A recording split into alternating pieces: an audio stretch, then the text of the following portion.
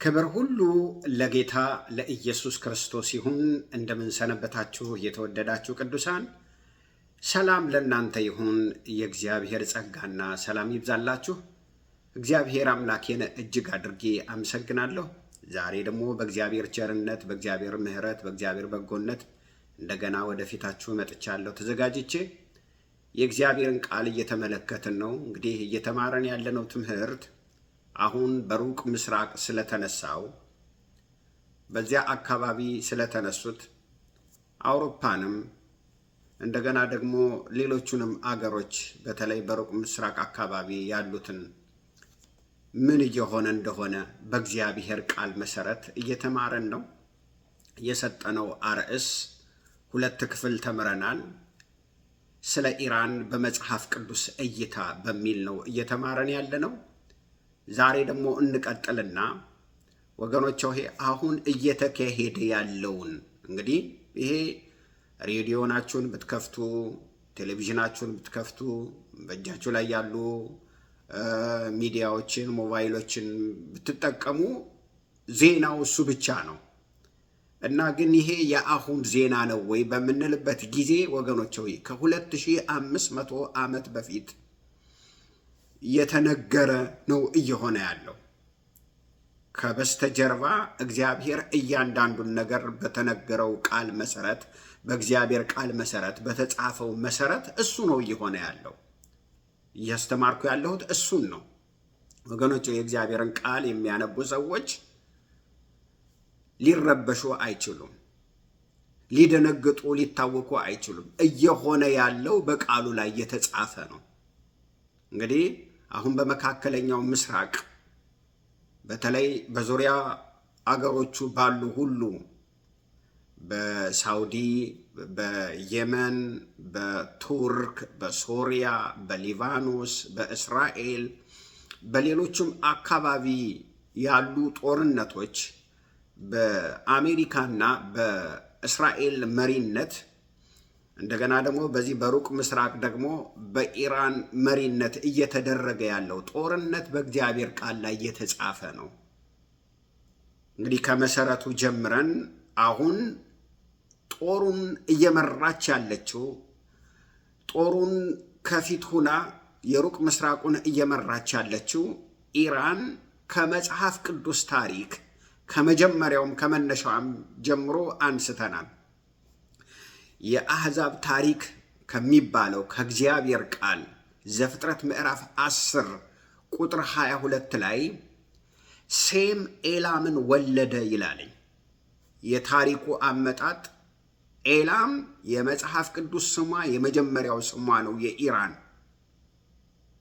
ከዛ ይሄ ደግሞ ስሟ የመጽሐፍ ቅዱስ ኤላም እንደሆነ ስሟ ማረጋገጫውን ስነግራችሁ ልክ ዘፍጥረት ምዕራፍ 14 የኤላም ንጉሥ ኮሎዶሞር በአጠገቡ ያሉትን 4 ኃያል መንግስታትን ይዞ 5 ነገስታትን ወጋ ይላል። ስለዚህ የመጀመሪያውን ጦርነት ያደረገችው ኢራን ወይንም በመጽሐፍ ቅዱስ ኤላም የምትባለዋ አሁን ኢራን እሷ የመጀመሪያውን የዓለም ጦርነት ዘፍጥረት ምዕራፍ 14 ላይ አካሂዳለች። አብርሃም 318 በቤቱ የተወለዱ ልጆችን ይዞ ሄዶ ይሄንን 4ቱን መንግስት አሸንፎ የኤላምን ንጉሥ ኮሎዶሞር የሚባለውን 4ቱን ነገስታቶችን አሸንፎ ወንድሙን ሎጥ አስመልሶ ተማርኮ ስለነበረ ምርኮን ሁሉ በዝብዞ እንደተመለሰ ተመልክተናልኝ። ከዛ ከብዙ ዘመን በኋላ እንግዲህ ከብዙ ዘመን በኋላ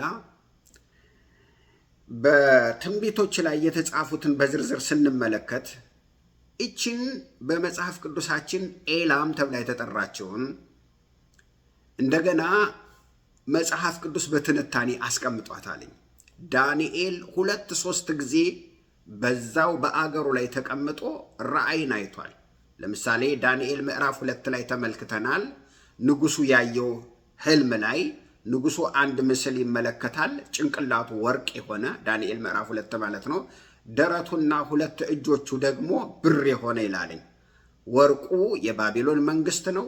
ደረቱና ሁለቱ እጆቹ ደግሞ የሜዶንና የፋርስ መንግስት፣ የኢራን መንግስት ማለት ነው። እንደተመለከተ ሆዱና ጀርባው ደግሞ ነሐስ የሆነ የግሪክ መንግስት ነው። አንድ እግሩ ሸክላ አንድ እግሩ ብረት የሆነ ደግሞ እሱ ደግሞ የሮም መንግስት እንደሆነ እንግዲህ ዳንኤል ምዕራፍ 2 ላይ ኤላም ወይንም ኢራን ወይንም ፋርስ በዳንኤል እይታ ታይታለች ማለት ነው፣ በንጉሱ ህልም መሰረት። ዳንኤል ራሱ ዳንኤል ምዕራፍ 7 ላይ ደግሞ ምን ያያል? እንግዲህ የባለፈውን እየከለስኩላቸው ነው። ምን ያያል ዳንኤል? ከባህር 4 አውሬዎች ሲወጡ ይመለከታል። አንደኛው ያየው አውሬ አንበሳ ሆኖ 2 ክንፍ ያለው፣ ይሄም የባቢሎን መንግስት ነው። እዛ ላይ ዳንኤል ምዕራፍ 2 ላይ በሰው ምስያ ነው። ዳንኤል ምዕራፍ 7 ላይ ግን በአውሬ መልክ ደግሞ እንደገና ይታያሉ እና አንድ አንበሳ ከባህር ይወጣል፣ 2 ክንፍ አለው ይላል። አንበሳ ኃያል መሆኑን፣ የንስር ክንፍ 2 ደግሞ ተገጥሞለታል፣ ፈጣን መሆኑን የባቢሎን መንግስት እንደዛ ነበረ። ከዛ ሁለተኛ ደግሞ ምን ይመለከታል? ደግሞ አንዲት ድብ ትወጣለች። ደግሞ አንድ እግሯ ረዘም ብሎ አንድ እግሯ አጠር ብሎ 3 የጎድን አጥንቶችን በጥርሷ ይዛለች ይላል። እንግዲህ ተመልከቱ፣ ይሄ የማን መንግስት ነው? የፋርስና የሜዶን መንግስት ነው ይላልኝ።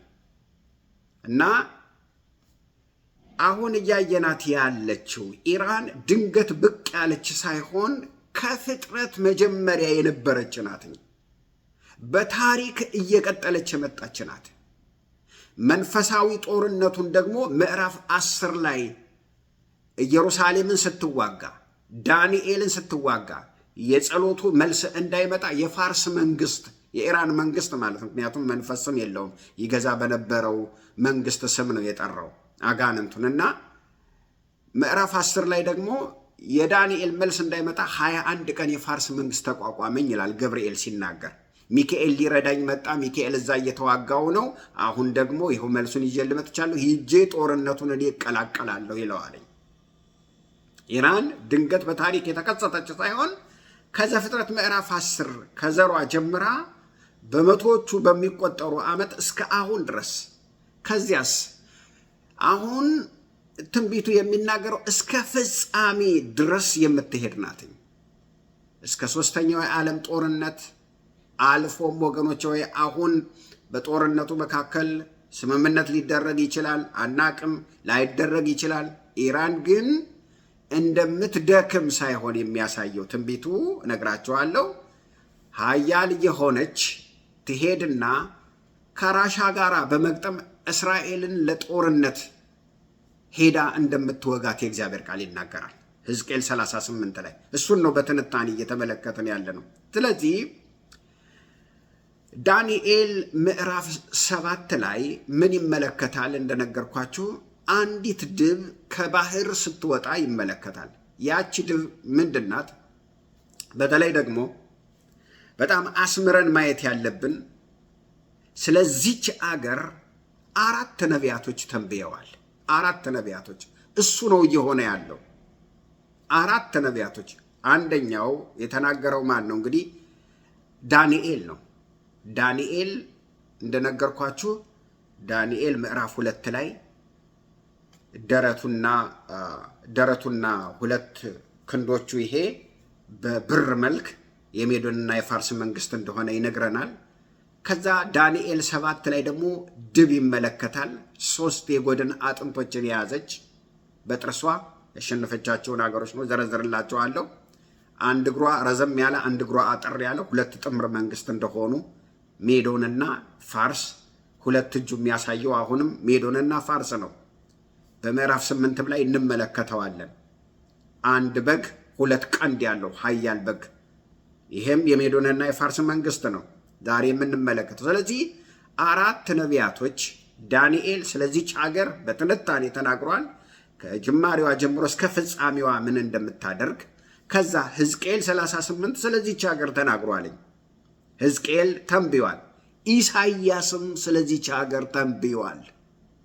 ኤርሚያስም ስለዚች ሀገር ተንብዮአል። እሱን ነው አሁን በዝርዝር እየተመለከተን ያለ ነው። ሩቅ ምስራቅን በእግዚአብሔር ቃል ሩቅ ምስራቅን በትንቢት መንፈስ ነው እየተነጋገረን ያለ ነው። የተጻፈ ነገር ነው። ዝም ብሎ አይደለም እየሆነ ያለው፣ ድንገት የተከሰተ አይደለም። እና ጦርነቱን እየመራው ያለው ራሱ እግዚአብሔር ነው። ማንም ከዛም ብዙ ነገር ቢናገሩም ጦርነቱን ግን እየመራው ያለው ማን ነው? እግዚአብሔር ነው። ለምን ሲባል የተጻፈ ነው እየሆነ ያለው። ከጅማሬ እስከ ፍጻሜ ምን እንደምትሰራ ኢራን ተጽፏል ወገኖች። ስለዚህ እሱን ነው የምንመለከተው። ዳንኤል ምዕራፍ 7 ላይ ልክ ዳንኤል የሚመለከተው ምንድን ነው? አንድ ድብ ይላልኝ። አንድ ድብ ከባህር ወጣች። ልክ ከባህር ስትወጣ 3 የጎድን አጥንቶችን ይዛለች። 3 ከዚያስ አንድ እግሯ ረዘም ብሎ አንድ እግሯ አጠር ያለ ነው ይላልኝ። ወገኖች ሆይ እንግዲህ እነዚህ 3 የያዘቻቸው የጎድን አጥንቶች ፋርስ ግዛቷን ለማስፋፋት የዋጠቻቸውን 3 ታላላቅ አገሮች ናቸው። እነሱም ልዳ፣ ባቢሎንና ግብፅ ናቸው። እነዚህን አገሮች ነው አሸንፋ ዙፋን ላይ የተቀመጠችው ማለት ነው። ዳንኤል 7 ላይ እነዚህ 3 ሀያላን ሀገሮችን ከዋጠች በኋላ የዓለም ሀያል መንግስት በመሆን መንግስቷን ምን አደረገች? አንሰራፋች፣ ገዛች፣ የበላይ ሆነች ማለት ነው። ስለዚህ ይሄንን የጥንት ትንቢት ከዛሬው የዜና ትንታኔ ጋር ስናገናኘው አሁን በመካከለኛው ምስራቅ የምናየው ምንድን ነው ካልን የዛሬዋ ኢራን ልክ እንደ ጥንቱ የፋርስ ግዛቷን ልታስፋፋ እንዳለች ሁሉ ያቺ ድብ 3 አጥንቶችን በጥርሷ ይዛለች አይደለም? ልዳን፣ ባቢሎንንና ግብፅን አሸንፋ ማለት ነው። እነዛ 3ቱ አጥንቶች እነዚህ ሀገሮች ናቸው። ከዛ በኋላ ያቺ ድብ ምን ተባለች? ተነሽና ብዙ ስጋ ብይ ደግሞ ተባለች። በዚህ ደግሞ አላቆመችም። ብዙ ስጋ ምን ማለት ነው? በዙሪያ ያሉ አገሮችን ሁሉ እንድታሸንፍ እንድትገዛ ትንቢት ተነግሮላታል ማለት ነው። አሁን በመካከለኛው ምስራቅ የምናየው ምንድን ነው ካለን ይሄ ነው። የጥንቷ ፋርስ በዙሪያ ያሉትን ሁሉ እያሸነፈች ግዛቷን ሁሉ እንዳስፋፋች ድቧ በዚያ እንደተመሰለች ሁሉ ዛሬም ኢራን የቀጠናውን የበላይነት ለመቆጣጠር በሙሉ በሩቅ ምስራቅ አካባቢ ያሉ ሀገሮችን ሁሉ ተቆጣጥራ የበላይ ለመሆን የምታደርገውን ጦርነት ነው የምንመለከተው። እስልምናን የምትከተለው የሺአ እስልምና ነው። እሱም ወደኋላ እንመለከተዋለን። ወገኖች ሆይ ሙስሊም ሆና እስልምናን እየተከተለች በዙሪያ ያሉትን የሙስሊም አገሮችን የምታጠቃ ናት። ለምንድን ነው? የበላይ የነበራትን የበላይነት ለማስመለስ ማለት ነው። እንግዲህ የፖለቲካ ሳይንስ ምሁራን ዛሬ ኢራን የምትከተለውን ጂኦ ስትራቴጂ ምንድን ነው ብለው ይናገራሉ። ኢራን ማዕከላዊ አድርጋ የበላይ ሆና እንግዲህ ይሄ ምን ማለት ነው? አብዛኛውን ጊዜ እነዚህ የፖለቲካ ምሁራን ሲናገሩ የሺአ ስትራቴጂ ይሉታልኝ። የሺአ ስትራቴጂ ማለት ኢራን ራሷን ማዕከል አድርጋ እስከ ሜዲትራኒያን ባህር ድረስ ያለውን ቀጠና በቁጥጥር ለማድረግ ትፈልጋለች። የበላይ ሆና መግዛት ትፈልጋለች። እና ይሄን የበላይ ሆና መግዛት ስትፈልግ ብቻዋን አይደለም፣ በዙሪያዋ በሙሉ ያስቀመጠቻቸው ወታደራዊ ኃይል አሉ። እነዚህም ለምሳሌ የጥንታዊ ድዋ 3 የጎድን አጥንቶችን በጥርሷ ነክሳ እንደያዘች ሁሉ የዛሬዋ ኢራን ደግሞ ቢያንስ 3 ቀጠናዎችን በውክልና ይዛ ሩቅ ምስራቅን ሌሎችንም አገሮች መቆጣጠር ትፈልጋለች። ለምሳሌ በጥርሶቻቸው ነክሳ ይዛለች ይላል። አሁን ልክ እንደዛው በጥርሷ ነክሳ የያዘቻቸው ነገሮች አሉ። ለምሳሌ እነማን ናቸው? አንደኛ በኢራቅና በሶሪያ ውስጥ ያሉ ታጣቂ ኃይሎችን አስቀምጣ የአሜሪካ ዋና ቤዝ የተባሉትን የጦር ዕቃዎችን ምን ታደርጋለች? ታወድማለች፣ ታፈርሳለች። በየት አሰማርታ? በኢራቅም በሶሪያም ውስጥ ታጣቂ አስቀምጣ የአሜሪካ የጦር ሰፈር በሙሉ ምን ታደርጋለች? ታወድማለች። ሁለተኛ በሊባኖስ በሂዝቦላ በኩል ያቆመቻቸው እስራኤልን በየቀኑ በሮኬት የሚደበድቡ ግንባሮች ናቸው። ተመልከቱ። ሶስተኛ ደግሞ በየመን በኩል በሁቲዎች ቀይ ባህርን የዓለም የንግድ መስመር ለማነቅ የዘረጉ ክንዶች ናቸው። ልክ ያቺ ድዋ 3 ሀገሮችን አሸንፋ ልክ 3 አጥንት በጥርሷ ላይ ልክ እንዳያዘች ከዛ ደግሞ ተነስተሽ ደግሞ ይሄ ብቻ አይበቃሽም ብዙ ስጋቢ ተብላ ልክ በሙሉ አሸንፋ የዓለም ገዢ እንደሆነች እችም ኢራንም በ3 አካባቢ በሙሉ ወታደሮቿን አሰማርታ ምን እያደረገች ነው? እየገዛች የበላይ ለመሆን እየሄደች እየፈጠነች ያለችበት ነው። በሊባኖስ፣ በየመን፣ በሶሪያ በሙሉ ዙሪያዋን አስከብባ እስራኤልን አሜሪካን ፊት ለፊት እንትን ባትልም የአሜሪካ አስቀመጠቻቸውን የጦር ዕቃዎች በሙሉ ምን ታደርጋለች? ታወድማለች። ይህ አጋጣሚ የሆነ ይመስላችኋል? በፍጹም። የዛሬዋ የኢራን ጦርነት ስትራቴጂ ዘመናዊ ሆኖ ቢቀየርም ከመሰረቱ ግን በዳንኤል ራእይ ላይ የመስፋፋቷን ሀገርን የመዋጧን ማንነት የሚያሳይ ሆኖ ተቀምጧል። ተመልከቱ እንግዲህ የድቧ ማሸነፍ እዛ የበላይ ሁና እንደገና እያሸነፈች እንደምትሄድ ትንቢቱ እንደሚናገር ኢራን ዛሬም በጥርሷ የያዘቻቸው የጎድን አጥንቶችን ላለመልቀቅ አሜሪካንና እስራኤልን ፊት ለፊት ምን እያደረገች ነው? እየተጋፈጠች ነው። እኔ ነኝ የበላይ። እንግዲህ በጣም የሚገርማችሁ ተመልከቱ። 1 ወር ሞልቶታል ጦርነቱ። አሁንም እየባሰች ነው ሄደችው። እየባሰች ወገኖች፣ እየባሰች አሜሪካንንም እየተቋቋመች እስራኤልንም እንደገና በዙሪያ ያሉ አረብ ሀገሮች ሳውዲ አረቢያን፣ ዱባይን፣ ሌሎችንም ሀገሮች ኩዌትንም ትመታለች። እያወደመች ነው ወገኖች። ከየት አመጣችሁ ይሄንን ኃይል? በእርግጥ ፊት ለፊት ገብተው እየተዋጉ ባይሆንም ራሻና ቻይና በመሳሪያ ምን እያደረጓት ነው? እየረዷት ነው። ይሄ የያዘችው መሳሪያ የራሷ ብቻ አይደለም። በእርግጥ ለ10 ዓመታት አያቶላ ከነገሱ ጀምሮ በአክራሪ ሙስሊም ሀገሪቱ ከተለወጠች ጀምሮ ለዘመናት ሲሰሩት የነበረው መሳሪያ 10 ዓመታት። እንደገና እሱ ብቻ አይደለም። ቻይና፣ ሩሲያ አብረው የጦር ስምምነት አድርገዋል። ወታደራዊ ስምምነት አድርገዋል። በጣም ብዙ መሳሪያዎች ገብተዋል። አሁንም እየገቡ ነው። አቅሟ የባሰ በቃ ስምምነት አልፈልግም፣ ለእኔ የሚደረግልኝ ነገር የምፈልገው ካልሆነ በስተቀር ገና እያለች አሁንም ምን እያደረገች? እየደበደበች ነው።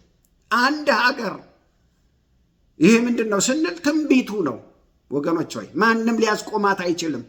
አሜሪካም፣ እስራኤልም፣ ራሻም ማንም ያስቆማታል አይልም የእግዚአብሔር ቃል። ማንም ሊያስቆማት አይችልም ወገኖች ሆይ። አያችሁ፣ አሁንም ስትመለከቱ የዳንኤልን መጽሐፍ ቅዱስ በራእዩ ያየው ነው። ዳንኤል በዚህ ብቻ ነው የቆመው አይደለም። ምዕራፍ 7 ላይ ድቧ 3 የጎድን አጥንቶችን ይዛ አሸንፋ እንደገና ሌሎቹን ሀገሮች እንደምታሸንፍ የሚያሳይ ተነስተሽ ብዙ ስጋ ብይ ተብላ አሁንም የበላይ እንደሆነች የሚያሳይ ትንቢት ነው የተናገረው ዳንኤል።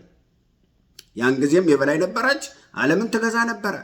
ዳንኤል ሲቀጥል እንደገና ራእይ ምዕራፍ 8 ቁጥር 1 ላይ ስንደርስ ይበልጥ ወደ ዛሬዋ ኢራን መልእክቱን ያመጣልናል። ወደ ዛሬዋ ኢራን መልክዓ ምድር ያመጣናል ወገኖች። ምንድን ነው ዳንኤል ይህንን ራእይ ያየው? ራሱ በተራ ስፍራ ሆኖ አይደለም። የት ነው ያየው? እዛው ኢራን፣ እዛው ፋርስ ላይ ሆኖ ነው ያየው። መጽሐፍ ቅዱስ እንደሚነግረን ምን ይላል? ዳንኤል ምዕራፍ 8 ቁጥር 1 ስታነቡ በኤላ አውራጃ በሱሳ ግንብ በኡባል ወንዝ አጠገብ ነበር ይላል።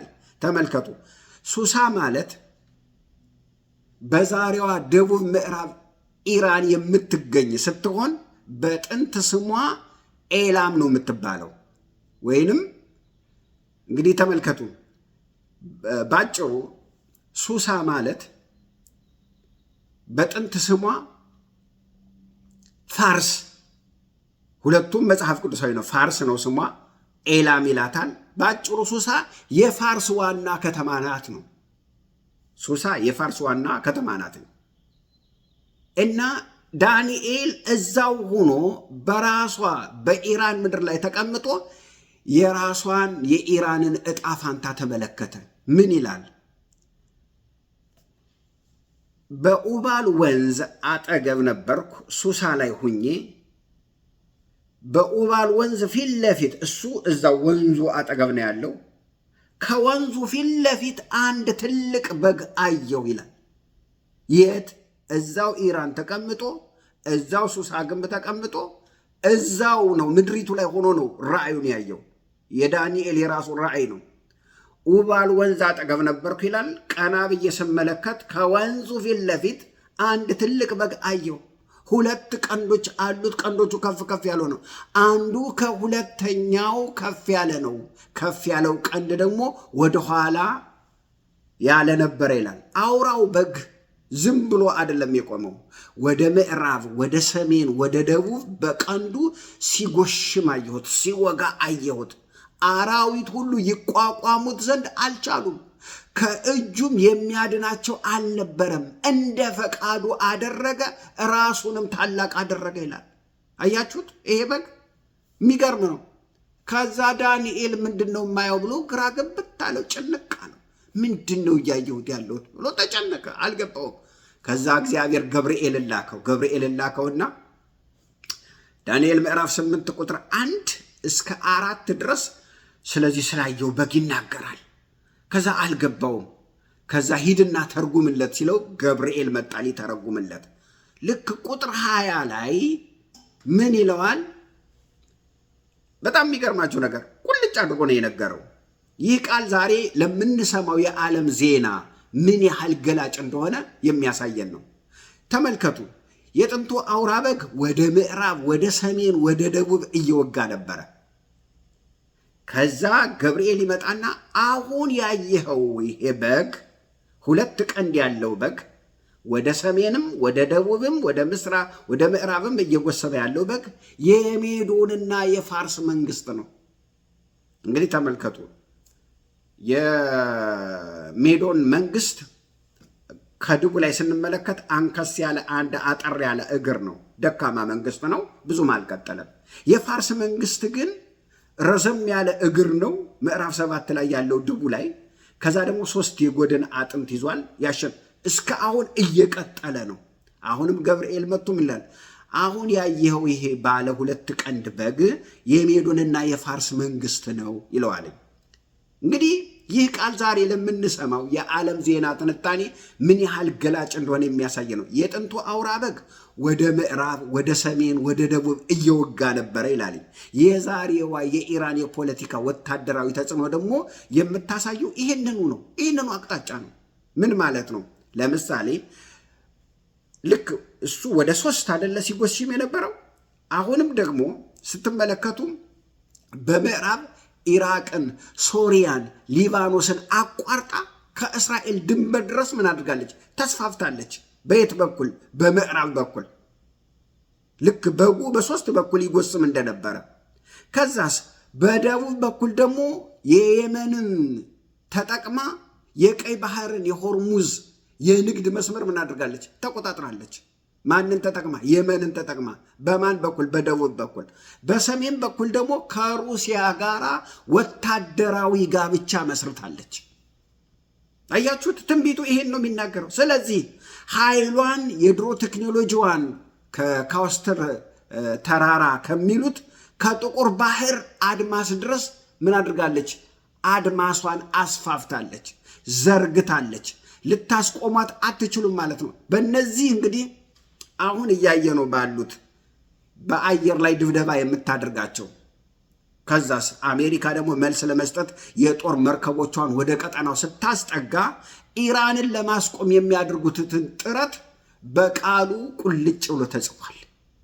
እዚሁ ምዕራፍ 8 ላይ ምን ይለዋልኝ? አራዊት ሁሉ ሊያቆሟት አልቻሉም ብሎ ነው የገለጸው።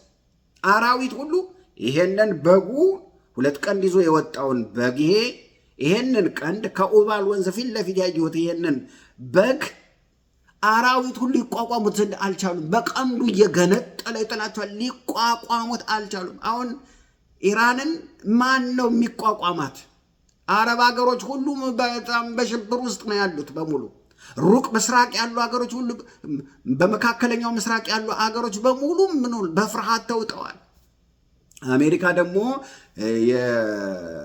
የሰላም ስምምነት አድርጌ ልወጣ ነው እያለች ኧረ እባክሽ እንዳትወጭ፣ በቃ እንደገና ትደራጅና ትፈጀናለች እባክሽ እያሉ እየለመኑ ነው። አልቻሉም። ምክንያቱም አራዊት ሁሉ ሊቋቋሙት አልቻሉም ይላል። እኔ ከየትም አላመጣሁት። ይኸው ዳንኤል ምዕራፍ 8 ነው ትንቢቱን እየተነተምኩ ያለሁት። የዚህ አውራ በግ የድፍረት መንፈስ ተመልከቱት። አውራው በግ እየገነጠለ አውሬዎቹን ሁሉ እንደጣለ፣ አሁንም ኢራን ማን ሊቋቋማት ቻለ? በፍጹም። የኢራን የወታደራዊ ኃይል የዲፕሎማሲ ግትርነት ልክ ዳንኤል ላይ እንዳየነው አውራ በግ በዙሪያው ያሉ ሁሉን የሚገዳደር እንደ ፈቃዱ የሚያደርግ ይቋቋሙት ዘንድ አልቻሉም። ወገኖች በጣም የሚገርም ነው። ግን ታዲያ እግዚአብሔር ይችን ሀያል ሀገር ለጦርነት ለማስፋፋት የተፈጠረች ትመስል እንደገና ሁልጊዜ የጦርነት አውድማ መሳሪያ ሁና የዓለም የስጋት ሀገር ብቻ እንድትሆን አድርጎ ነው መጽሐፍ ቅዱስ ያስቀመጣት? መጽሐፍ ቅዱስ የእስራኤል ጠላት ብቻ እንደሆነች አድርጎ ነው ያስቀመጣት? አይደለም፣ አይደለም። ወገኖች ሆይ ይሄ ጥያቄ እጅግ አስደንጋጭና የብዙዎችን አእምሮ የሚፈታተን ነገር ነው። ምክንያቱም ወደ ኋላ ሂደን ስንመለስ የዚህ ተቃራኒ ነው። የዚህ ተቃራኒ ነው። ለምን በምንልበት ጊዜ ዛሬ በየቀኑ በዜና ማሰራጫዎች እስራኤልን ከካርታ ላይ እንፍቃታለን የሚሉት እነዚህ ኢራናውያን ወይንም የቴህራን መሪዎች የጥንት አባታቸው የእስራኤል ጠባቂ የኢየሩሳሌም ቤተ መቅደስ ገንቢ እንደነበረ ሲሰሙ ምን ይሉ ይሆን? እስራኤልን የሚጠብቅ መቅደሷን የሚገነባ ሕዝቧን የሚጠብቅ እንደነበረ አባታቸው ሲሰሙ ምን ይላሉ? የዛሬዎቹ መሪዎች ምን ይሰማቸው ይሆን? ዛሬ የዓለም ዜና ላይ የምንሰማው ምንድን ነው? የቴህራን የሃይማኖት የፖለቲካ መሪዎች በየአደባባዩ ሲቆሙ ከአንደበታቸው የማይጠፋ ቃል ምንድን ነው? አንድ ቋሚ መፈክር ነው ያላቸው። እስራኤልን ከካርታ ላይ እንፍቃታለን የሚል ነው። ተመልከቱ። በየመን በሉ፣ በሊባኖስ በሉ፣ በሶሪያ ያሰማራቻቸው የውክልና ጦሮቻቸው በሙሉ ግባቸው ምንድን ነው? ይሄንን ነው። ኢየሩሳሌም እናንበረክካታለን፣ እናጠፋታለን። ለዚህም ሲሉ በብዙ ሚሊዮን የሚቆጠር ዶላር በሚሳኤል ቴክኖሎጂ ምን ያደርጋሉ? ያፈሳሉ። የኒውክሌር ቦምብ ለማምረት በየቀኑ በየሌሊቱ መኝታ የላቸውም። ወገኖች ወይ ለዛሬዋ የኢራን ፖለቲካ እስራኤል ማለት ታናሿ ሰይጣን ብለው ፈርጀዋታል። መጥፋት ያለባት ቀንደኛ ጠላታችን ናት ይላሉ። ነገር ግን እዚህ ጋር የዓለም የፖለቲከኞች ታሪክን ምሁራንን ስንመለከት ራሳቸው የቴህራንን መሪዎችንም ጭምር ስንመለከት ጸጥ የሚያደርግ የሚያስደነግጥ ነገር መጽሐፍ ቅዱስ ይነግረናል። የሰውን አእምሮ የሚፈታተን አንድ ታላቅ መለኮታዊ እንቆቅልሽ መጽሐፍ ቅዱስ ውስጥ ተቀምጧል። እሱ ምንድን ነው? ዛሬ ኢየሩሳሌምን እናጠፋለን የምትለዋ ኢራን ከ2500 ዓመት በፊት የእስራኤል የቅርብ ጠባቂ፣ የቅርብ ዘመድ፣ የቅርብ ተንከባካቢ ነበረች። ተመልከቱ፣ የኢየሩሳሌምን ቤተ መቅደስ ገንቢ ነበረች። አይሁድን ከምርኮ ነፃ ያወጣች ብቸኛዋ የባዕድ አገር ሆና በመጽሐፍ ቅዱስ ተቀምጣለች። ይሄ ደግሞ የታሪክ አጋጣሚ አይደለም። የሰው ልጅ አእምሮ ከሚያስበው በላይ በሆነ ጥበብ የተጻፈ መለኮታዊ ማስተር ፕላን ነው። በእግዚአብሔር ቃል ላይ ተጽፎ ተቀምጧል። ልንገራችሁ፣ ወደኋላ ስንመለስ እስራኤላውያን ከባቢሎን ወንዞች አጠገብ ለ70 ዓመት በምርኮ ተቀምጠው ነበር። ባቢሎናውያን ማርከው ወስዷቸው ነበር፣ በኃጢአታቸው ምክንያት ማለት ነው። እና ተማርከው ከሄዱ በኋላ ኢየሩሳሌም ፈርሳለች። ታላቁ የሰለሞን ቤተ መቅደስም ተቃጥሏል። ነዋያተ ቅዱሳት በሙሉ ዕቃዎቹ ተዘርፈዋል፣ ወደ ባቢሎን መጥተዋል። ተስፋ የቆረጠው ሕዝብ አዳኙን ይጠባበቅ ነበር። 70 ዓመት በባቢሎን ነበር። በዚህ መካከል እግዚአብሔር ማንም ያልጠበቀውን ሰው አስነሳ። ማንም ሊገምተው የማይችለውን አንድ ሰው መሪ አድርጎ አስነሳ። እሱም ከየት ነው? ከፋርስ ከኢራን ተራሮች አንድ ሰው አስነሳ። ይሄ ማን ነው? ቂሮስ ይባላል። ይሄ ቂሮስ በጣም የሚገርማችሁ የቂሮስን መንፈስ አስነሳለሁ ይላል። አስነሳለሁ ራሱ እግዚአብሔር ነው ያለው። አስደናቂ ትንቢቶችን ተናገረ ማለት ነው። ቂሮስ ገና ሳይወለድ ከ150 ዓመት በፊት ነቢዩ ኢሳይያስ በኢሳይያስ ምዕራፍ 45 ቁጥር 1 ላይ በስም ጠርቶ የአሕዛብን ንጉሥ በስም ጠርቶ ቀብቼ አስነሳዋለሁ ብሎ በስም ጠርቶ አስነሳው ማለት ነው። ምን ይላል? ኢሳይያስ ምዕራፍ 45 ቁጥር 1 ላይ እኔ ለቀባሁት አሕዛብን በፊቱ አስገዛለት ዘንድ የነገሥታትን ወገብ እፈታ ዘንድ መዝጊያዎቹን እንዳይዘጉ ደጆቹን በፊቱ እከፍት ዘንድ ቀኝ እጁን ለያዝኩት ለቂሮስ እንዲህ ይላል። አስተውሉ። ለቀባሁት ለቂሮስ ነው የሚለው መጽሐፍ ቅዱስ። እንግዲህ መጽሐፍ ቅዱስ ስለ ቅባት ሲናገር የሚቀቡት ካህናት ናቸው። ከዛ ደግሞ ነገሥታት፣ ነቢያቶች፣ ከዛ ደግሞ ክርስቶስ እንደተቀባ የእግዚአብሔር ቃል ይናገራል። ነገር ግን እዚህ ላይ የእስራኤልን አምላክ እግዚአብሔርን ለማያውቅ አረማዊ የፋርስ ንጉሥ እግዚአብሔር ቀብቼ መሳሪያ አድርጌ አስነሳዋለሁ ይላል። እግዚአብሔር የወደደውን ያደርጋል። አሁንም እያደረገ ያለው እግዚአብሔር እሱን ነው። ወገኖች ሆይ ከዚህ ጦርነት ውስጥ ማንም እጁ የለበትም። እያንዳንዱ እያደረገ ያለው የእግዚአብሔርን ፈቃድ ነው። ወገኖች ሆይ የእግዚአብሔር ቃል የተጻፈውን ነው። እንግዲህ ተመልከቱ። ቂሮስ ከፋርስ ምድር ተነስቶ ዓለምን ማሸነፍ ጀመረ ማለት ነው። በዘመኑ እጅግ የማይደፈረውን ማንም ጥሶ ሊገባው የማይችለውን ታላቁን የባቢሎንን ግንብ ጥሶት ገባ። የባቢሎን ግንብ ማንም ሊደፍረው የማይችል ነው።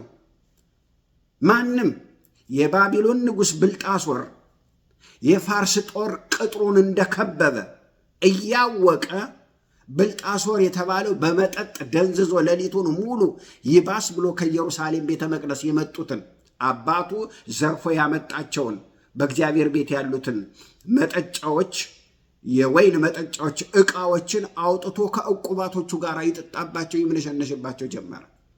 ከዛም በኋላ የእግዚአብሔር ዕጣት መጣችና በግድግዳው ላይ ማኒል ቴቄል ፋሬስ ብሎ ጽፎ ሄደ። ዳንኤል መጥቶ እንደምታውቁት ትርጉሙን ሲናገር ተመዝነህ ቀለህ ተገኘህ፣ ስለዚህ መንግስትህን ቀዶ ለሌላ ሰጥቶታል አለው። መንግስትን ቀደደና ለፋርስ እና ለሜዶን ሰጠው አለው። በዚያች ሌሊት የፋርስ ንጉሥ እጅግ በሆነ ወታደራዊ ስትራቴጂ መጥቶ ነበረ። የባቢሎን መንግስት ሊወድቅ ነው ማለት ነው። መጥቶ ከቧት ነበረ። ነገር ግን ግንቡ በጣም ኃይለኛ ግንብ ስለነበረ የባቢሎን ግንብ መግባት አልቻሉም። እግዚአብሔር ግን በዚያ ምሽት መንግስታችሁ ይፈርሳል ስላለ የኤፍራጥስ ወንዝ ይመጣና ቤተ መንግስቱን አጥሩን ሰንጥቆ ነው የሚሄደው። ቤተ መንግስቱን አጥሩን ሰንጥቆ ስለሚሄድ ውስጥ ለውስጥ ነው የሚሄደው። ስለዚህ የሜዶንና የፋርስ መንግስት ያደረጉት ምንድን ነው? ውሃውን አስቀየሱት ማለት ነው። ውሃውን አስቀየሱትና በሌላ በኩል እንዲሄድ አደረጉና በዚህ በውሃው ቀዳዳ በኩል ወደ ቤተ መንግስት ገቡ ማለት ነው። ገቡና ወገኖች ውሃውን አስቆመው አስቀይረው ገቡና ወገኖች ሆይ ያንን የባቢሎንን መንግስት ጣሉት። የፋርስ መንግስት ተቋቋመ። ያን የወንዝ መተላለፊያ አስቆመው ወገኖች ያለምንም ጦርነት ባቢሎንን ተቆጣጠሯት ማለት ነው። እግዚአብሔር በኢሳይያስ በኩል የነሐሱን ደጅ እሰብራለሁ እንዳለ ወገኖች ሆይ የነሐሱን ደጅ እሰብራለሁ መወርወሪያውንም እቆርጣለሁ እንዳለ ወገኖች ሆይ ድል ለማን ሆነ ማለት ነው? ለፋርስ መንግስት ሆነ ማለት ነው። ጌታ የተመሰገነ ነው። በዚያች ሌሊት በፋርሳውያን እጅ ያ ትንቢት ምን ሆነ? ተፈጸመ። ባቢሎን ከወደቀች በኋላ ግን እስከ ዛሬ ድረስ የታሪክ ምሁራን ያስደነገጣቸው ነገር ምንድን ነው በምንልበት ጊዜ ባቢሎን ወደቀች። ማንም መንግስት ይወድቃል ይነሳል፣ ይወድቃል ይነሳል። ነገር ግን ብዙውን ጊዜ አንድ ሀያል መንግስት ሌላውን ሀገር ሲያሸንፍ የሚያደርገው ምንድን ነው? የቀሩትን ነገስታቶች ይገላል ወይ ይሽራል ወይ ያባረራል። ለመንግስት ዜጋ አይሰጥም። ነገር ግን ወገኖች ይህ ካሸነፈ በኋላ ምን ያደርጋል? ሀብትን ንብረትን ይዘርፋል። የባቢሎን መንግስት ሀብትን ንብረትን ዘረፈ። ይሄ የፋርስና የሜዶን መንግስት ሲመጣ ቂሮስ ግን እንዲህ አላደረገም። በዓለም ታሪክ ውስጥ የመጀመሪያው የሰብአዊ መብት አዋጅ አወጣ ማለት ነው። ምን የሚል አዋጅ አወጣ? በባቢሎን ምርኮ ውስጥ የነበራችሁ ህዝቦች ወይ ነፃ ውጡ ብሎ ነፃ ለቀቃቸው። ለአይሁድ ህዝብ ልዩ አዋጅ አወጣ። በመጽሐፈ ዕዝራ ምዕራፍ 1 ላይ ታሪኩን ስታገኙት ምን ይላል? ተዘግቦ የተቀመጠ ነው። ቂሮስ እንዲህ አለ ይላል፣ የሰማይ አምላክ እግዚአብሔር እንዲህ አለ፣ የምድር መንግስታት ሁሉ ሰጥቶኛል። በኢየሩሳሌም ባለችው በይሁዳ ቤተ መቅደስ እሰራለት ዘንድ አዞኛል። በህዝቡ ሁሉ መካከል ከእናንተ ማንም አምላኩ ከእርሱ ጋር ይሁን፣ በይሁዳ ወዳለችው ወደ ኢየሩሳሌም ይውጣ አለ። ይውጣ። ከዛስ ቤተ መቅደሱን ይስራ አለ። አስቡት፣ ዛሬ እስራኤልን ለማጥፋት ሚሳኤል የምትተኩሰው ኢራን ያኔ የኢየሩሳሌም ቤተ መቅደስ መልሳ ገንቢ ነበረች፣ ደጀን ነበረች፣ እስራኤልን የምትጠብቅ ነበረች።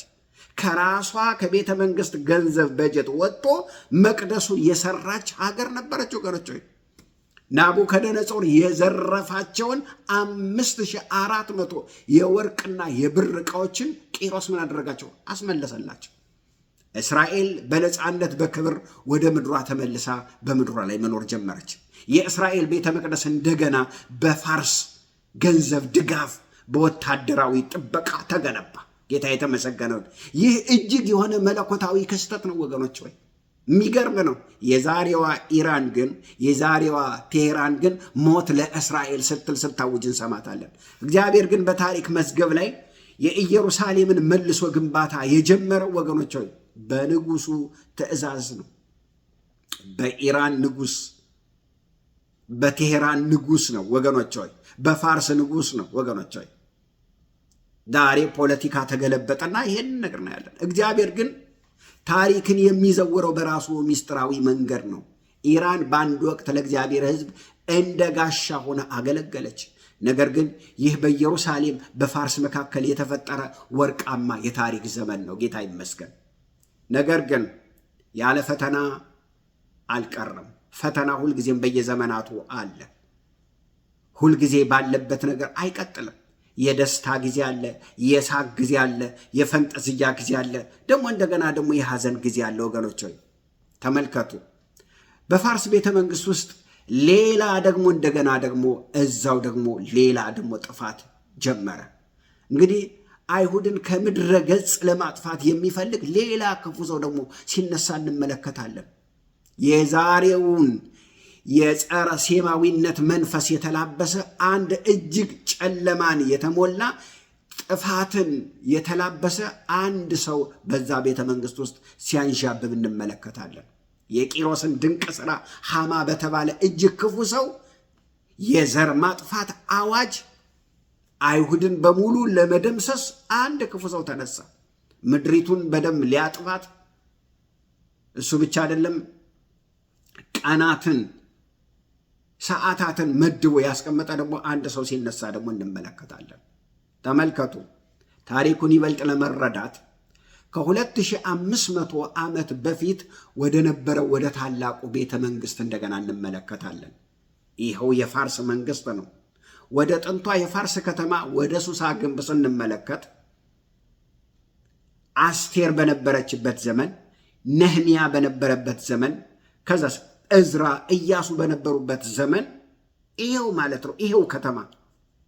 ስለዚህ ዘመኑ ቂሮስ አልፎ ካለፈ በኋላ ሌላ ንጉስ እዛው ፋርስ አርጤክስስ የሚባል የፋርስን ኢምፓየር የሚያስተዳድርበት ጊዜ ነበረ። የፋርስ ግዛት ከህንድ ጀምሮ እስከ ኢትዮጵያ ሰፊ ግዛት ነበረ። 127 አገሮችን ያጠቃልል ነበረ። በጣም ሰፊ ግዛት ነው። 127 አገሮችን አንድ ንጉስ ያስተዳድር ነበረ። ኦልሞስት 44% ማለት ነው። እንግዲህ ከ144% በሙሉ አንድ ሰው ያስተዳድረው ነበር ማለት ነው። በጣም ኃያል መንግስት ነበረ። ታላቁ ንጉሥ አርጤክስስ በሚያስተዳድርበት በዚህ ግዙፍ መንግስት ውስጥ አይሁዳውያን በየአውራጃቸው ተበታትነው ይኖሩ ነበረ። ምንም ወደ ምድራቸው ቢመለሱም ቤተ መቅደሳቸው በኢየሩሳሌም ተገንብቶ ቢሰራም ነገር ግን ያልተመለሱ ነበሩ። በዚህ በ127 ሀገሮች ተበታትነው የሚኖሩ ነበሩና ብዙዎች ወደ አገራቸው ስላልተመለሱ ኑሯቸውን በዚያ ቀጥለዋል። በዚህ ጊዜ በፋርስ ቤተ መንግስት ውስጥ አንድ እጅግ አደገኛ ሰው ወደ ስልጣን እርከን ብቅ አለ መጣ። ስሙ ሃማ ይባላል። እንደምታውቁትኝ መጽሐፍ ቅዱስ ይህን ሰው አጋጋዊ ሃማ ብሎ ይጠራዋል። አስቴር ምዕራፍ 3 ቁጥር 1 ላይ ታገኙታላችሁ። ምን ማለት ነው? አጋጋዊ ማለት የእስራኤል ጥንታዊ ቀንደኛ ጠላት ከሆነው የአማሌቅ ዘር የመጣ ነው። አማሌቅ ማለት ደግሞ ለእስራኤል ገና ከግብፅ ሲወጡ በምድረ በዳ ደግሟቸው እየሄዱ ባሉበት ሰዓት ሊያጠፋቸው የተነሳ ስለሆነ እግዚአብሔር ከምድር ገጽ ይጥፋልኝ ያለው ነው እና ይሄ ሰው አጋጋዊ ነው ይላል። ወገኖች ሆይ ምክንያት የለሽ የጥላቻ የዘር ማጥፋት መንፈስ ተሞልቶ የመጣ ሰው ነው። የሚገርማችሁ ይህ የጥላቻ መንፈስ አሁንም ዘመናትን ተሻግሮ አሁንም የፋርስ ማለት በኢራን ቤተ መንግስት ውስጥ በጠቅላይ ሚኒስትር ማዕረግነት ይዞ የተቀመጠው አሁንም የሚሰራው የሃማ መንፈስ ነው። እስራኤልን አጠፋለሁ፣ አይሁድ በሙሉ ይጥፉ አይደል ያለው ሃማ። አሁንም ይሄው ነው። የሃማን መንፈስ ይዞ ነው የተገለጠው። ወገኖች ሃማ አይሁዳዊ በሙሉ እንዲጠፋ አዋጅ አሳወጀ ማለት ነው። ምክንያቱ ምንድን ነው በምንልበት ጊዜ አንድ አይሁዳዊ መርዶክዮስ አልሰገደልኝም ብሎ አንድ ሰው አልሰገደልኝም ብሎ በግለሰብ ደረጃ አይደለም የተቀበለው። ምንድን ነው ያደረገው?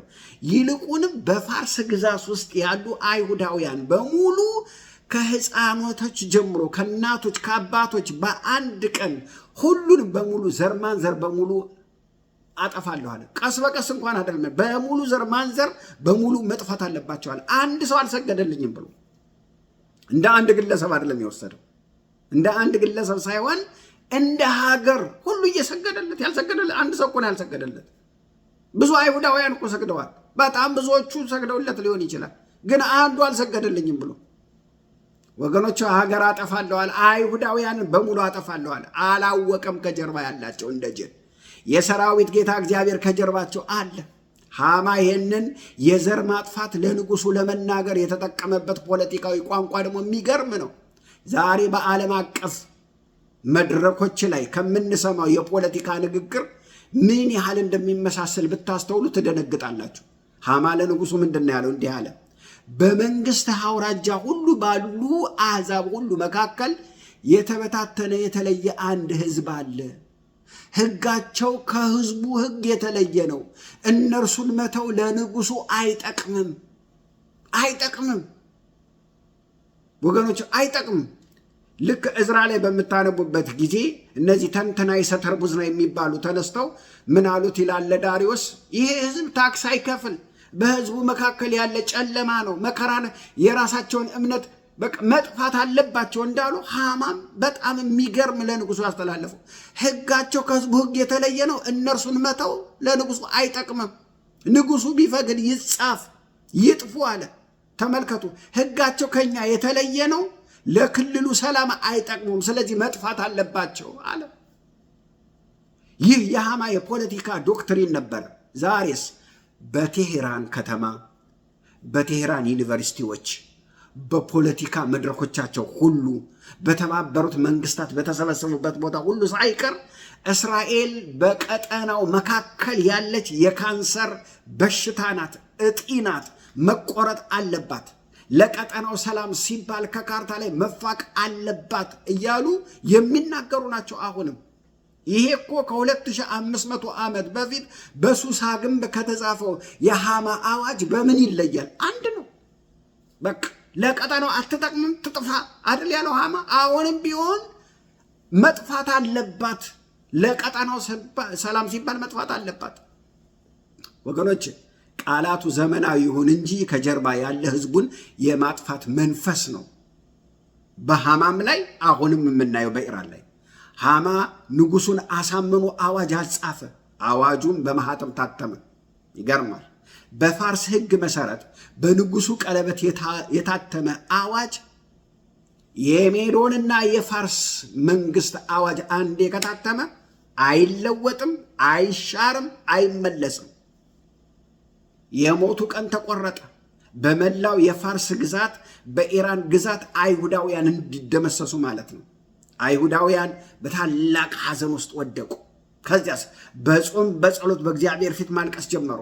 የእስራኤል ወገኖች ሆይ መጨረሻ በፋርስ ፖለቲካዊ ውሳኔ የተዘጋ መሰለ። አዋጁም የማይለወጥ የማይፈርስ ወታደራዊ ኃይል የማይበገር መሰለ። ወገኖች ሆይ ምድሪቱን ከፍተኛ ጭንቀት ውስጥ ጣላት። ነገር ግን የዓለምን መንግስት ፖለቲካና ወገኖች ሆይ ታሪክን የሚለውጥ የሰራዊት ጌታ እግዚአብሔር ብቅ አለ፣ መጣ። በመለኮታዊ ኃይል ቃል ፊት ምን ያህል ደካማ እንደሆኑ ሊያሳያቸው መጣ። እግዚአብሔር በዚች በኢራን ምድር ሊያሳይ የእግዚአብሔርን ክንድ ሊገልጥ ወደደ። ጌታ የተመሰገነው። የጥላ ስር ጦርነትን በስለላ በኬጂቢ በተለያዩ አላደለ በነጭ ለባሽ በምንለው በእኛ በሀገራችን አጠራር በሞሳድ በምናምን ሳይሆን ወገኖች ሆይ በጣም የሚገርማቸው እዛው ቤተ መንግስቱ ውስጥ አስቀድሞ አንድ ሰው አስገብቶ ነበረ፣ ይሄንን የሚያውቅ አምላክ። እሷም ውቢቱ ቆንጆይቱ አስቴር ነበረች። አስቴር አይሁዳዊ መሆኗ በቤተ መንግስት ማንም አያውቅ። ተመልከቱ፣ የጥፋቱ አዋጅ ሲታወጅ መርዶክዮስ ለአስቴር መልእክት ላከ። ያሳደጋት አጎቷ ላከ። አልሰግድም፣ ለአምላኬ ነው የምሰግደው፣ ለአንተ አልሰግድም ያለው ላከ። ምን አለ? አስቴር ሆይ ለንጉሱ ገብተሽ ንገሪው፣ ሞታችን ታውጇል። አንቺ ግን እምቢ ብትይ የአንቺ ቤተሰብ ዘር ይጠፋል፣ ለአይሁድ ግን መዳን ከሌላ ዘንድ ይመጣለታል አለ። ነገራት። እሷም ወደ ንጉሱ መግባት ያስገድላል። ዝም ብሎ ገብቶ ሚስትም እንኳን ቢሆን መግባት አይቻልም፣ ሲፈቅድ ብቻ ነው። ነገር ግን በሞትም ልሙት 3 ቀን ጾም ጸሎት ያዙልኝ፣ እኔ ወደ ንጉሱ ገብቼ ምን አድርጓል እነግረዋለሁ አለች። ወደ ንጉሱ አደባባይ ምን አደረገች? ጾም ጸሎት ከተደረገ በኋላ ገባች ማለት ነው። በዚያች ቅጽበት የዓለም ታሪክ ሚዛን ተንጠልጥሎ ነበረ ወገኖች። ንጉሱ የወርቁን ዘንግ ዘረጋላት፣ ገባች ማለት ነው። አስቴር በንጉሱ ፊት ሞገስ አገኘች። ከዚያ አስቴር እጅግ በተዋበ ጥበብ በንጉሱና በሃማ መካከል የተደረገውን ጦርነት ሳታነሳ ወገኖች ሆይ ምን አደረገች? ንጉሥ ሆይ 1000 ዓመት ንገስ፣ ራት ጋብዣለሁ ከሃማ ጋር አለች ማለት ነው። ኧረ ምን ፈልገሽ ነው? የመንግስቴን እኩሌታ እንኳን ሰጥሻለሁ አላት። ምንም በቃ ራት እንድትበላ ነው አለች። መጣ ከሃማ ጋር። ሃማ በቃ ለቤተሰቦቹ ተናገረ። ከኔ በላይ ላሳር ነው፣ በቃ ግብዣ ተጠርቻለሁ፣ እኔ ብቻ ነኝ የተጠራሁት አለ። ገባ፣ በላ፣ ጠጣ። ከዚያ ምን ላድርግልሽ አላት ንጉሱ። ነገ ድገም አለችው። ድገም፣ ነገ ድገም፣ ሃማን ይዘህ ነገ ድገም አለች። ነገም መጣ። አረ ዛሬስ ምን ፈልገሽ ነው ሲላት ተናገረች። እንዴት አለ ንጉሱ፣ እንዴት አለ። አዋጁ በማይለወጥ ማህተም የታተመው በመጨረሻው ሰዓት የሃማ ሴራ ተጋለጠ። ውጤቱ ምን ሆነ ካላችሁ አዋጁ በማይለወጥ በዚያች ሌሊት የፋርስ ሕግ ተቀየረ። እግዚአብሔር ሁኔታዎችን ሙሉ በሙሉ ቀየራቸው። ሃማ መርዶክዮስን ሊሰቅል ያዘጋጀው 50 ክንድ እንጨት ነበረ፣ መስቀያ ነበረ። ውሰዱና እዛ ላይ ስቀሉልኛል። ሊሰቅል ባለበት ቀን ተሰቀለበት። የማይለወጠው የጥፋት አዋጅ ለመሻር ንጉሱ አዲስ አዋጅ አወጣ። አይሁዳውያን ከጠላቶቻቸው ራሳቸውን እንዲከላከሉና ጠላቶቻቸውን እንዲያጠፉ ምን አለ? ወታደራዊ መብት ተሰጣቸው። ራሳቸውን ጠብቁ፣ ከዛ ሊያጠፋቸው የሚመጣውን አጥፉ ብሎ መብት ሰጣቸው። ወገኖች ይሄ ከላይ ካልሆነ በስተቀር የሜዶንና የፋርስ መንግስት አይሻርም። ዳንኤል እንደዛ እኮ ነው የሆነው። ዳንኤል ወደ አንበሳ ጉድጓድ መጣል አለበት። ለምን? አስቀድሞ ማህተሙ ታተሟል፣ ሊሻር አይችልም። ንጉሱ ሊያድነው ሞከረ፣ አልቻለም ይላል። በሜዶንና በፋርስ ማህተም ታተሟል፣ ሊሻር አይችልም። አሁን ግን እግዚአብሔር መጣ፣ ተሻረ። የምድር ሕግ ተሻረ። ማን ነው የመጣው? የሰራዊት ጌታ እግዚአብሔር ነው የመጣው። በዚያች ቀን የመቃብራቸው ስፍራ ትሆናለች ተብላ የታሰበችው ፋርስ ወይንም ኢራን በተቃራኒው ጋሻና የመዳን የበረከት ተስፋቸው ምድር ሆነች ማለት ነው። የሃማ የዘር ማጥፋት ስነ ልቦና በአስቴር ጾምና ጸሎት በእግዚአብሔር ጣልቃ ገብነት ሙሉ ለሙሉ ከሸፈ። እስራኤል ዳነች። አይሁድ ጠላቶቻቸውን ሁሉ በሙሉ ምን አደረጉ? በላያቸው ላይ ሰለጠኑ ማለት ነው። ጌታ የተመሰገነ ነው። የአይሁድ ጠላቶች በአይሁድ ላይ ሊሰለጥኑ ባሰቡበት ቀን ነገሩ ተገለበጠ ይላል ራሱ ቃሉ። ነገሩ ተገለበጠ ይላል። ወገኖች ልንገራችሁ፣ አይሁድ በጠላቶቻቸው ላይ ምን አሉ? ሰለጠኑ። ሊሞቱ በተባሉበት ቀን ምን አሉ? ጠላቶቻቸውን ሁሉ ጨረሱ። ጌታ ይመስገን። ይሄ ትንቢቱ ታዲያ ምን ያሳያል? አያቶላ አይሁድን ለማጥፋት ይዝቱ ነበር። በየቀኑ ለ10 ዓመታት ይዝቱ ነበረ። እናጠፋቸዋለን፣ እንገላቸዋለን፣ እስራኤል ሸረሪት ናት እያሉ እስራኤልን ለማጥፋት ምን ያደርጉን? ይዘጋጁ ነበረ። ባላስቲክ ሚሳኤልን፣ ድሮንን የማያመጡት ነገር የለም። ሸረሪት ናት፣ መጥፋት አለባት። ራሷ ሸረሪቱ አንቃ ገደለቻቸው። እኛ ሰው ሲሞት ደስ አይለንም። ነገር ግን እየነገርኳቸው ያሉት ትንቢቱን ነው። የማንንም ሞት ሰውም ቢሆን እግዚአብሔርም ደስ ሊለው አይገባም። እግዚአብሔር ሰው ሲሞት አይወድም። ነገር ግን ሰው በጥፋቱ ሲሄድ ትንቢቱን ነው እኔ እየነገርኳቸው። ሸረሪት ናት አሉ። ሸረሪቷ ራሱ አንቃ ገደለቻቸው። ወገኖች አያቶላ የሃማን የአይሁድን የማጥፋት ራእይ ይዘው ነው የመጡትኝ። ይሄን ነው ይዘው የመጡትኝ። ነገር ግን በሃማም ጊዜ በአያቶላም ጊዜ የእስራኤል ጠላቶች ሁሉ ሲመቱ ነው የምንመለከተው፣ ሲሸነፉ ነው የምንመለከተው። ወገኖች አያቶላ በተገኙበት ስብሰባ ሁሉ እስራኤል እንድትኖር አይፈቅዱ ነበር፣ ትጥፋ ነበር ይሉ የነበሩ። አያቶላ ኒኩለር እየሰሩ ዩራኒየም እየሰሩ ሚሳኤል እየሰሩ አይሁድን መቼ እንደሚያጠቋት በየጊዜው በተገኙበት ስብሰባ ሁሉ በሙሉ የሚናገሩት ይሄን ነው። በሙሉ የሚናገሩት ይሄንን ነው። እና እሷን እስራኤልን ለማጥፋት ባቀዱበት ቀን በቀጠሩበት ቀን ራሳቸው ከነዘር ማንዘራቸው ተገደሉ። እስራኤል ማለት ልንገራችሁ፣ ሌላውን ተዉት። ኢራን 92 ሚሊዮን ህዝብ ነው ያላት። ወታደር ደግሞ 1,200,000 ወታደር ነው ያላት። ተመልከቱ፣ ህዝቧ 92 ሚሊዮን ነው። እስራኤል ህዝቧ 9 ሚሊዮን ነው። ያላት ወታደር 600,000 ወታደር ነው ያላት። ነገር ግን አልፋ ሂዳ ኢራንን በሉ ሊባኖስን በሉ ሂዝቦላን በሉ ምን በሉ እየሄደች። ምክንያቱ ምንድን ነው? የሰራዊት ጌታ እግዚአብሔር ከእርሷ ጋር ነው። ምክንያቱ ምንድን ነው? መጽሐፍ ቅዱስ ዘካርያስ ምዕራፍ 12 በጣም ደስ የሚለኝ ቃል ምዕራፍ 12 ቁጥር 1-5 እስራኤልን በአሕዛብ መካከል እንደ ከባድ ድንጋይ አድርጌያታለሁ ይላል። ከባድ ድንጋይ፣ አይሸከሟት፣ አይችሏት። ሲነኳት ከባድ ድንጋይ ናት። ወገኖች ሆይ እንደ ከባድ ድንጋይ አድርጌያታለሁ፣ የሚነካት ሁሉ ይቆስላል ይላል። ይቆስላል፣ ይቀጠቀጣል ይላል። እስራኤልን የነካ ሁሉ ምን ይሆናል? ይቆስላል፣ ይቀጠቀጣል። ከባድ ድንጋይ አድርጌያት፣ ወይ አይውጧት፣ ወይ አይተፏት፣ አያስወግዷት። ከባባድ መሳሪያዎች አሏት፣ ሚሳኤሎች አሏት፣ ብዙ ነገር ታጥቃለች። ውስብስብ በሆነ ሳይንሳዊ በሆነ መንገድ ነው ሀገሯን የምትመራው። ህዝቡ፣ ሰራዊቱ፣ ወታደሩ ተዋጊ ነው። ምንም ሊያረጓት አይችልም። እሷን የራሳቸው ለማድረግ የማይጥሩ ሀገር አይደለም፣ አይችሉም። እሱ ብቻ አይደለም፣ ከባድ ድንጋይ ብቻ አይደለም፣ የመንገድገድ ዋንጫ አድርጌያታለሁ ይላል። ምን ማለት ነው? ዋንጫ መጠጫ ነው። ወይን ውስኪ ምናምን መጠጫ ነው። በገጠር ዋንጫ ከተባለ ከቀንድ ነው የሚሰራው፣ መጠጫ ነው። እሷን የሚነካ ሁሉ ይሰክራል ይላል የእግዚአብሔር ቃል። ይሰክራል። በአሕዛብ መካከል እንዲህ አድርጎ ነው ያስቀመጣት። የነካት ሁሉ ይቆስላል፣ ይቀጠቀጣል። አይተፋት፣ አይውጧት፣ መንካት አይችሉ። ከጀርባዋ የሰራዊት ጌታ እግዚአብሔር አለ። ወገኖች ሆይ ማንም ይነሳ፣ አሁን አሜሪካን ሀገር ከጎኗ ናት። አሜሪካ ጥላት የምትሄድበት ዘመን አለ። እስራኤል ብቻዋን የምትሆንበት ጊዜ አለ። ያን ጊዜም መሪዋ ረዳቷ የሰራዊት ጌታ እግዚአብሔር ነው። ሃሌሉያ። በአሕዛብ መካከል ከባድ ድንጋይ የመንገድገድ ዋንጫ አድርጋታለሁ ይላል። ይቆስላሉ፣ ይሰክራሉ። መጽሐፍ ቅዱስ እንደዛ አድርጎ አስቀምጧታል።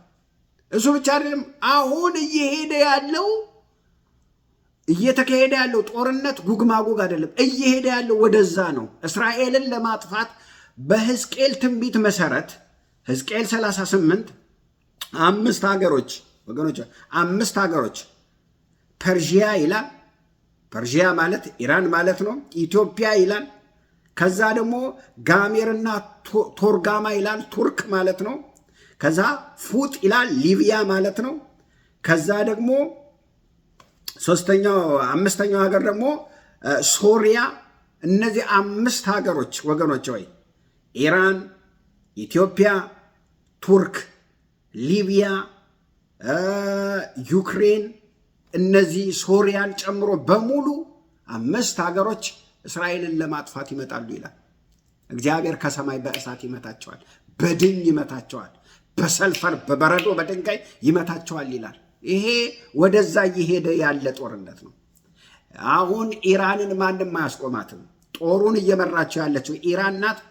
የሚቀጥለው ወደ ሕዝቅኤል 38 ስንሄድ ግን ጦሩን ራሻ ትመራውና ኢራን ተከታይ ሆና ወገኖች ሆይ ሀገራት ሁሉ በሙሉ እስራኤልን ለማጥፋት ይሄዳሉ። ራሻ፣ ኢራን፣ ኢትዮጵያ፣ ቱርክ፣ ሊቢያ ሆነው እነዚህ 5 ሀገሮች እስራኤልን ሊያጠቁ እንደሚሄዱ የጉግ ማጎግ ጦርነት ከፊታችን እንዳለ የእግዚአብሔር ቃል ይናገራል። ሕዝቅኤል 38 ላይ አንብቡትኝ። ሕዝቅኤል 38 እና 39 የሚናገረው ይሄንን ነው። ልንገራችሁ፣ ኢራን አትደክምም፣ ኢራን አትሸነፍም። ምናልባት ስምምነት ሊኖር ይችላል። ትንቢቱ ግን ትወድቃለች፣ ትሸነፋለች አይደለም። የመጨረሻ መለኮታዊ ፍርድ ከእግዚአብሔር ነው የምታገኘው እንጂ የምድራዊ ኃይል ሊያስቆማት አይችልም። ወገኖች ሆይ የእግዚአብሔር ቃል ይላል። እኔ ምንም ላድርግ አልችልም። ክብር ሁሉ ለጌታ ለኢየሱስ ይሁን። የሩቅ ምስራቅን አሁን እያየነው ያለነውን ይሄን የጦርነቱን ስፋትና የጦርነቱን ግዝፈት እና ያለውን ይሄን የቀጠናውን ጭንቀት በምንመለከትበት ጊዜ የእግዚአብሔርን ቃል ስናነብ የሚያሳርፈን የእግዚአብሔር ቃል ነው። እንቀጥላለን። እግዚአብሔር አምላክ የተመሰገነ ይሁን። ነገር ግን እግዚአብሔር የተናገረውን ነው የሚያደርገው። ዓለምን እየመራት ያለው የአሜሪካ መንግስት አይደለም፣ የራሻ መንግስት አይደለም፣ የቻይና መንግስት አይደለም፣ የሰሜን ኮሪያው መንግስት አይደለም። እየመራት ያለው ማንም አይደለም። ከጀርባዋ ሆኖ በዚህ በኩል ጽፎላታል። በዛ መሰረት ነው የምትሄደው። ጌታ የተመሰገነ ይሁን። እግዚአብሔር ይባርካችሁ። እንጸልያለን። እናመሰግንሃለን። ስምህ የተባረከ ይሁን። ስለረዳህን ስላገዝከን ተመስገን። ተባረክ ጌታ ሆይ። ይሄ ቃል በየሰው ቤት ሁሉ ይግባ። እግዚአብሔር ሆይ ተመስገን። ስለረዳኸኝ አመሰግንሃለሁ። በጌታ በኢየሱስ ስም አሜን።